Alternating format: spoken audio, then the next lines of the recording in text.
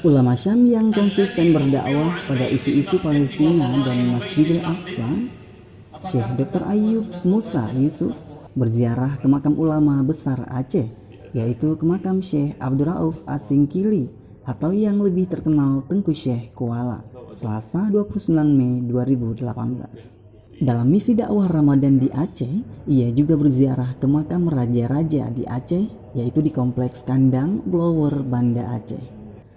Ia takjub akan perjuangan ulama Aceh dalam menyebarkan Islam hingga terbuka keislaman penduduk Nusantara.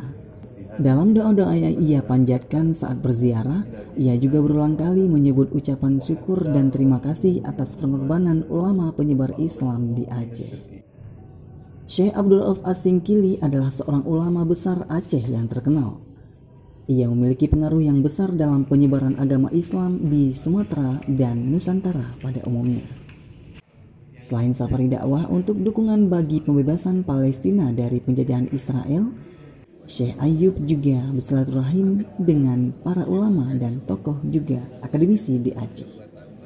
Safari dakwah Syekh Ayyub juga diisi dengan ziarah kuburan massal tsunami dan mengunjungi beberapa bekas peninggalan dahsyatnya tsunami di Aceh. Alhamdulillah wassalatu wassalamu ala Rasulillah wa ala alihi wa sahbihi wa man wala. حياكم الله تبارك وتعالى في هذا الصباح المبارك. أسأل الله تبارك وتعالى أن يكون صباح خير وبركة وسرور إن شاء الله تعالى. الله عز وجل في كتابه يقول: وإذا أردنا أن نهلك قرية أمرنا مترفيها ففسقوا فيها فحق عليها القول فدمرناها تدميرا.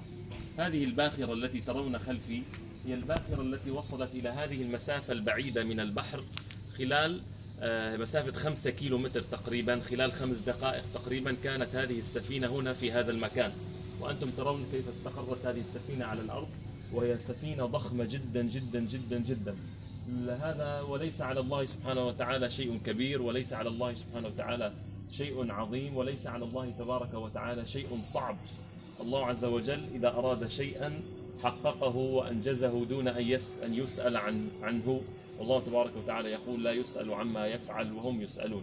هذه البلدة لما تجرأت على الله في زمن من الأزمنة في المعاصي والذنوب وكثرة الغفلات، أرسل الله سبحانه وتعالى لها هذا السونامي ليطهرها ولينقيها وليجعلها إن شاء الله بلدة آمنة مطمئنة، بلدة مباركة تقيم شرع الله كما هي الآن بفضل الله. أتشي بلدة تقيم شرع الله تبارك وتعالى وتحفظ دينها وتحفظ إيمانها، ونساؤها محتشمات، ورجالها لا يتركون المساجد ولا يتركون دور القرآن ولا دور العلم.